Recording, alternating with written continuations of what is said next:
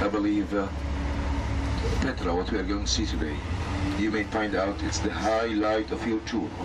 I'm not talking about biblical. Of course, maybe for us as Christian pilgrims, you know, Bethlehem, Nazareth, Jerusalem, following the steps of our Lord, that's the most important, you know. But in places that was created by the Lord, beautiful colors of rocks, the civilization that was here with these Nabataeans. 1 hour drive to the northeast of Petra, Bozrah.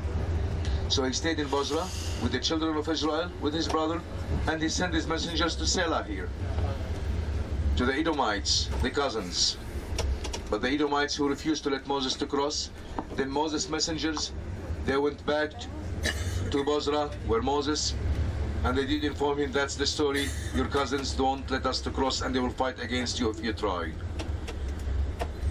And they did say that Moses, he did not fight against the Edomites here because they were the cousins, the descendant of Esau, and these are the mountains of Seir in the Bible. You know, the mountains of Seir that was promised by the Lord to Esau and his descendant. Then Moses' brother died. Yeah, so definitely he was buried. Even it says in the Bible he was buried on the Mount Hor. So we doubt that's biblical Mount Hor. Yeah, I'm one of the people. I'd love to be that's the actual Mount Hor, because we'll be bringing more people here. But actually, in the past, they used to find out where is the highest mountain to build a shrine on the top of the mountain for an angel or prophet. You know, thinking what? That the height is close to God. That's Petra, the rock.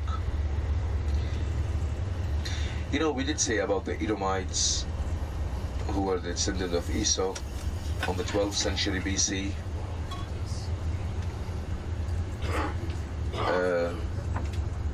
They won't let Moses to cross. Then, when the Hebrew, they established their kingdom in Judea, they came against the Edomites, against their cousins. And that was during the period of King of Judea. You know, King of Judea, whose name, Judah Amaziah. You know, when Judah Amaziah, he came against the Edomites, when he killed 10,000 and threw them from the top of the mountains. Where after killing 10,000 of the Edomites, you know, the Edomites, they became weak. What left from the Edomites? They escaped from here to Negev. Then from Negev to northern Galilee. You know, by the way, then tomorrow when we are going to talk about Herod the Great, Herod Antipas, they were from the descendant of the Edomites, by the way. Okay? We'll talk about them tomorrow when we go to Macaros, who were allies to the Romans.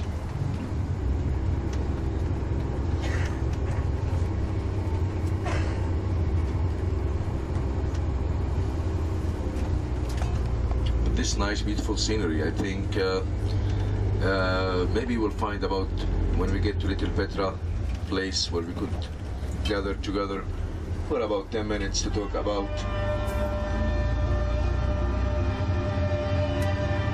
You don't feel scared from this song, come on.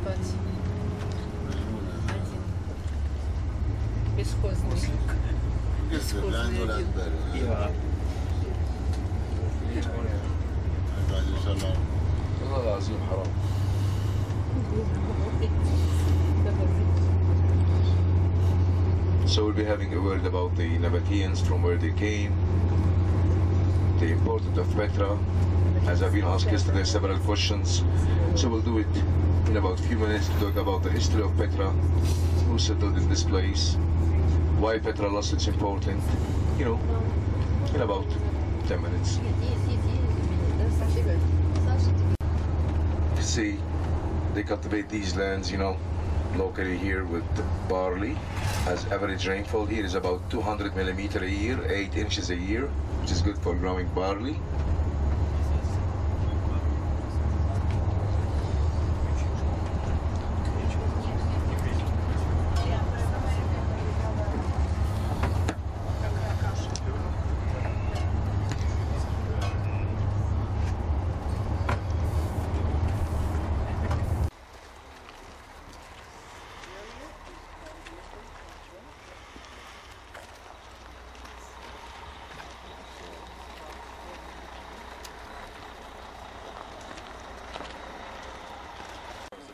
Yeah, exactly. Today is so good. By the way, weather, I was talking today with Father James about the weather. It's so good.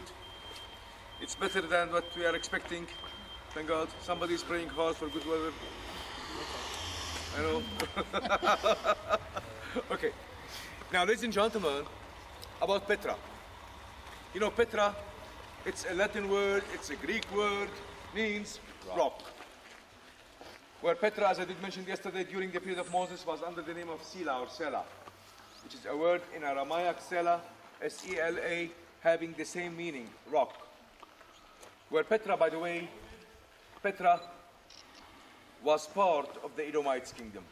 We did have a word about Moses and about the Edomites. Even day after tomorrow when we drive to Joash, I believe we'll be having a word about Jacob and Esau as the Edomites who were the descendant of Esau. As we'll be passing the Jabbok River, the place where Jacob wrestled with the angel of God. Now,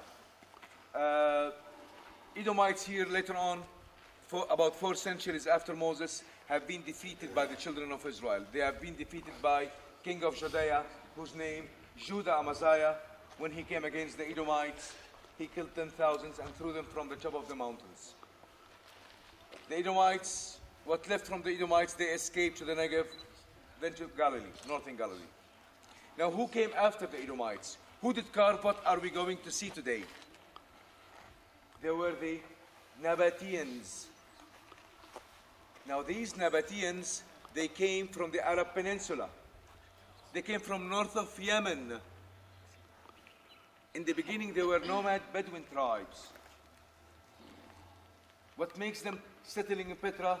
Because Petra is on the trade route. You know, the trade route was starting from China, passing India, the Arab Peninsula, Yemen, Egypt, Petra, then from Petra all the way on the King's Highway, where Moses was trying to be. From Petra to Kerak, to Beidha, where we did have the good Yummy. Amman, where we'll be having overnight tomorrow. Jerash, what we are going to see. Then from Jerash until Damascus. You know, Syria. From Jerash to the Jordan-Syrian border is only about 25 minutes drive.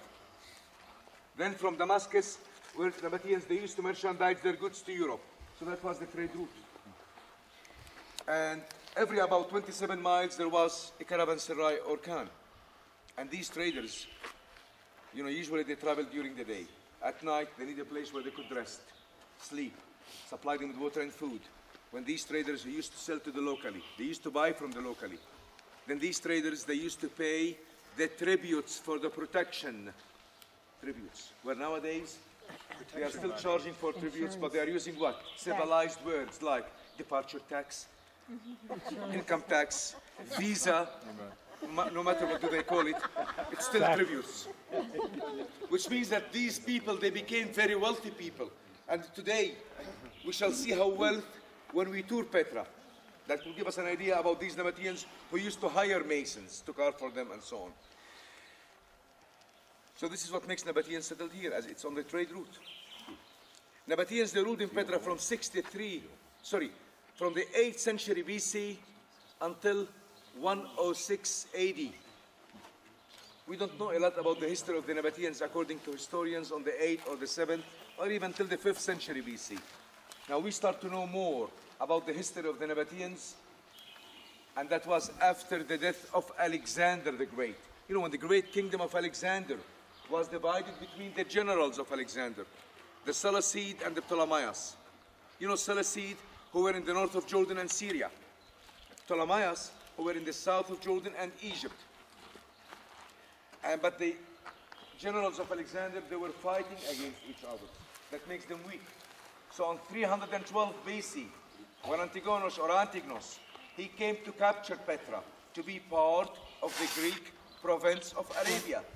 Nabataeans, they were in Petra, and it seems that they became strong enough to defend their site. This is why 312 BC, according to historians, that was considered the exact date for Nabataeans in Petra. But we are sure that they were centuries before.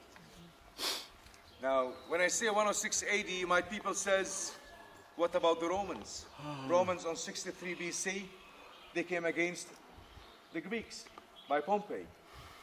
No, there was a truce between Romans and Nabataeans. We'll talk about the truce when we go to Macaros tomorrow, because it will be part of the explanation. And so there was a truce between Romans and Nabataeans from 63 BC till 105 AD. 142 years of truce. On 105 AD, Romans, they came against Nabataeans. Romans could not break in. Where you'll find out today when we visit Petra, that Petra, it's surrounded with mountains like chain of mountains. Petra, it's a big site. It's about 64 kilometers square, 24.7 square miles. Wow. So I could do both, you see? Now, but while surrounding the city of Petra for 1 year, even this morning when we are going to walk in Petra through the sea, the gorge, the canyon, which is the main entrance, we are going to see the water channels on left and right. As these Nabataeans used to receive the water from 7 springs. But these 7 springs were located outside the city of Petra. So while cutting the water supply on Nabataeans, after 1 year, no water left. Nabataeans surrendered to Romans. Start to be the Roman period from the 2nd century AD till the 4th century AD. Now when we go to Jerash, we'll talk in more details about the Romans. From the 4th to the 7th century AD became the Byzantium period, Christianity period. And of course, you know well that you never hear in history that Romans, they came against Byzantium. You know why? Thank you. It's actually when, you know well, of course, Orthodox, I have to. 1204. You know, the story of, Roman period was considered the centuries of persecution, when Christianity was in secret. And when Helena, the emperor's mother, she went to the Holy Land, she did find out a large number among the army of her son Constantine, they were Christians, but they were afraid to tell. When Helena, she did send a message to her son, telling him what? My son, if you want your empire to remain in the East, you should give rights for Christians for worshipping. So it seems to us that the Emperor Constantine, one of the reasons that he could not take such a decision when he was in Rome. Maybe he was afraid from senators. They might assassinate him. So what he have done? He did switch the capital from Rome to Constantinople and start to be the what we call it, the Byzantium period, the Christianity period. Now during the Byzantium period, Byzantium, they start converted and consecrated places. Like today, I'll show you the urn tomb that was consecrated into a Christian cathedral. American archaeological team, they start excavating in Petra since May 1992. They did found the Byzantium church. They reached the floor of the church. And the floor of the church, it's about 64 square meter, which is approximately about 700 square feet of mosaic was found. And on 614 AD, Persians, they came against Byzantium. You know, when we talk ancient Persia, present Iran. Now these Persians were fighting for 14 years. Then 14 years after, Persians were defeated by Byzantium. But when we talk about 14 years of fighting, there will be a great loss of lives, economy, and that's what makes both Persians and Byzantium, they became very weak.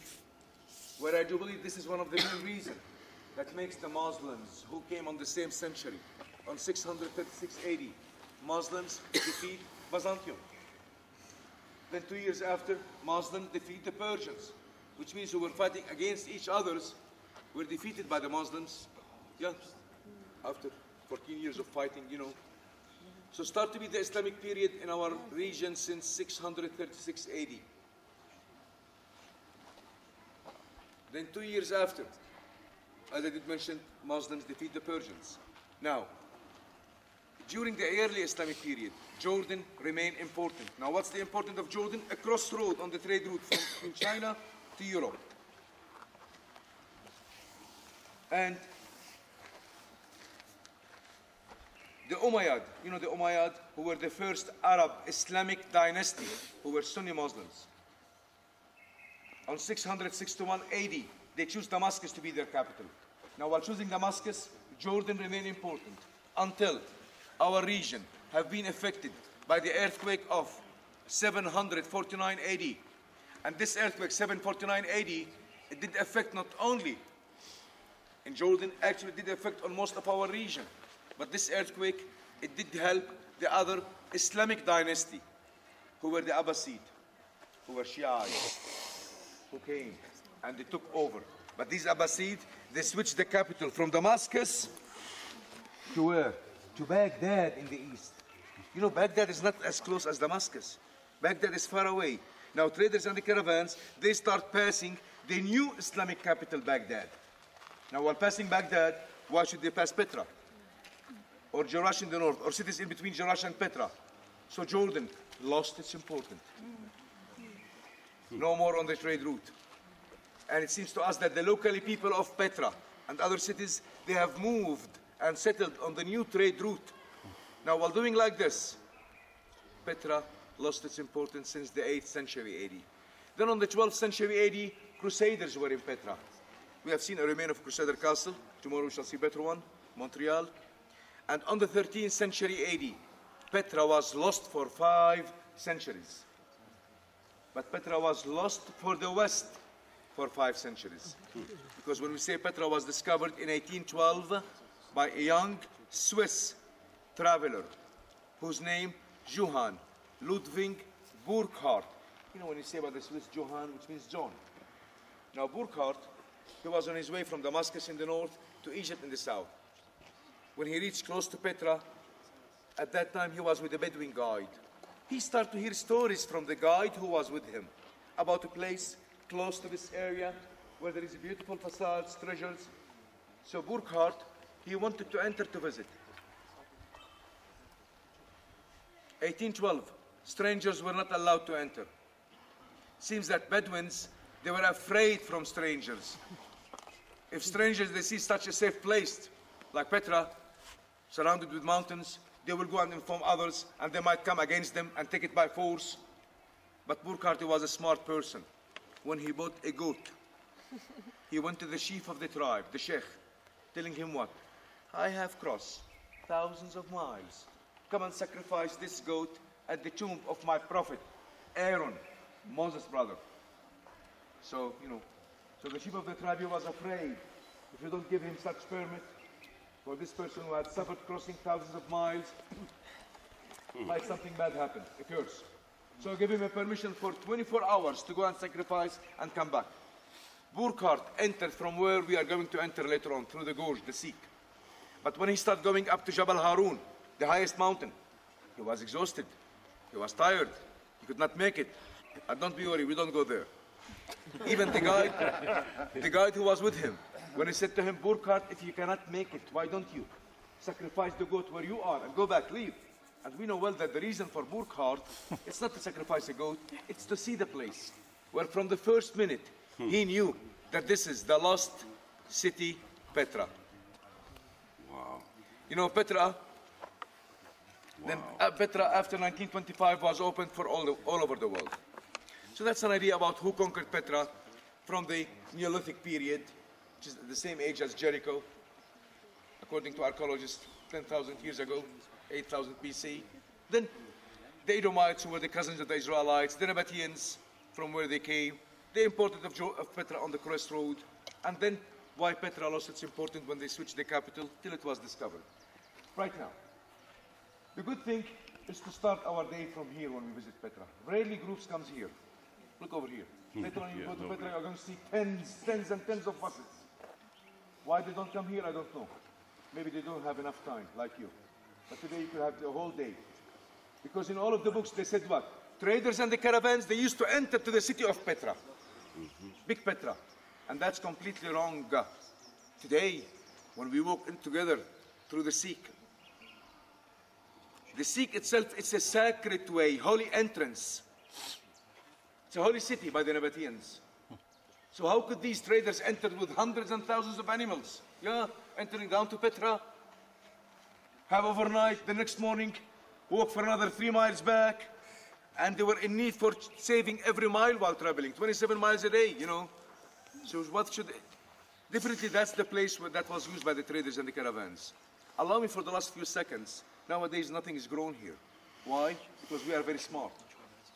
But these 2,000 years ago, these people, where we did find out that they were trying to collect every drop of water, and nowadays the other way is that we are complaining in our region that we have shortage of water, and we might this country threatening that country because of water.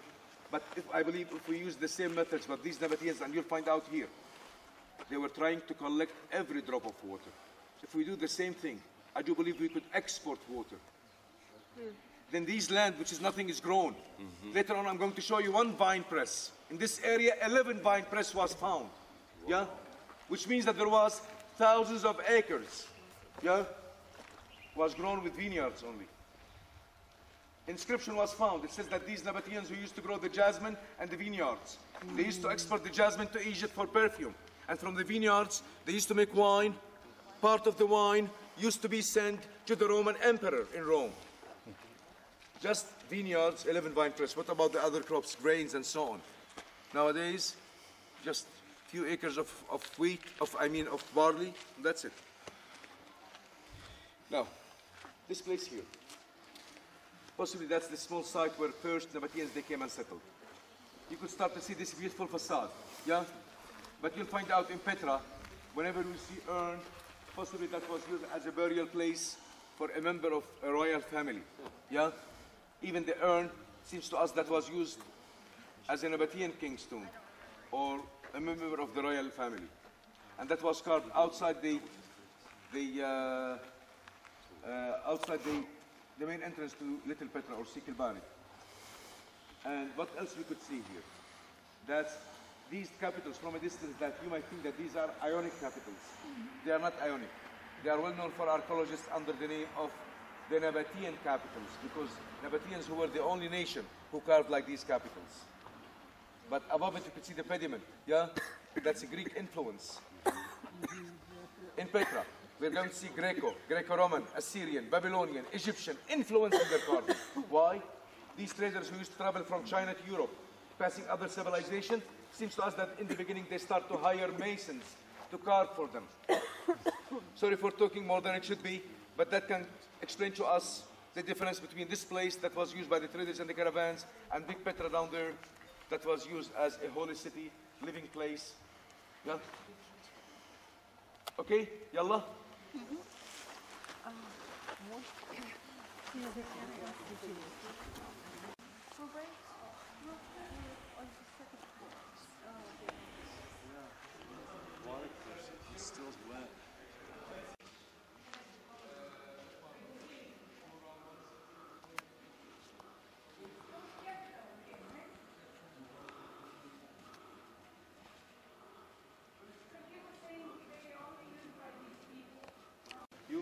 Water. He struck it twice. Okay, the Lord gave him water. They want to survive. And the Lord said, okay, because you disobeyed me once. You will not enter the land that I have promised. That was a punishment. Yeah? So I think about it. Joining Moses, how many people? 600,000 fighting men. Which means that there was about 2 million people with him, not 30, not 20, not 60. Different ages. Traveling, wandering, winter and summer, day and night. During the day, they used to be protected by the God by a cloud, and at night with a pillar of salt, pillar of fire, pillar of fire. Yeah. Anyhow, that's my answer. By using my imagination, why he disobeyed God, things to me. Think about it. Why not? He could be nervous also.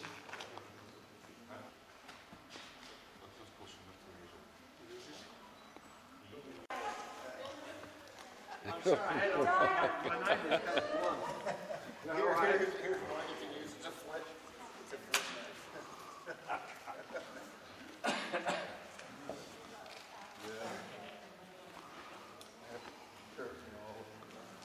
You soiled it.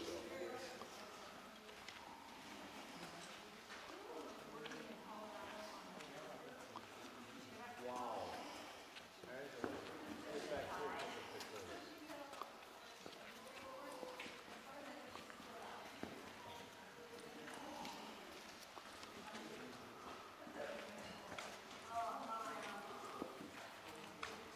Get back here. British prefer to call it Petra, Lady Petra. It was just Big Petra next. And these steps, seems to us they were used as the selling port. Always, even in castles, there was always the main entrance from where we did enter through the sea, the gorge. Yeah. And that was, in case of their side surrounded by their enemies, they need a place to escape, to get out of their side, to bring help or to get out and to start a fight, man, you know, so. Now, ladies and gentlemen, look at your watch.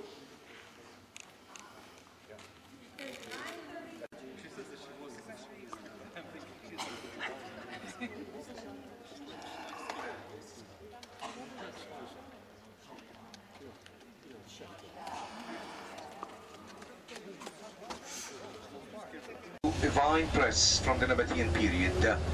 Yeah. You know, we talk about 11 vine press were found. We shall see one of them in a minute. معلمي اللي قدام شو صغير على سوى الصخرة هذه راح نوقف على اليمين.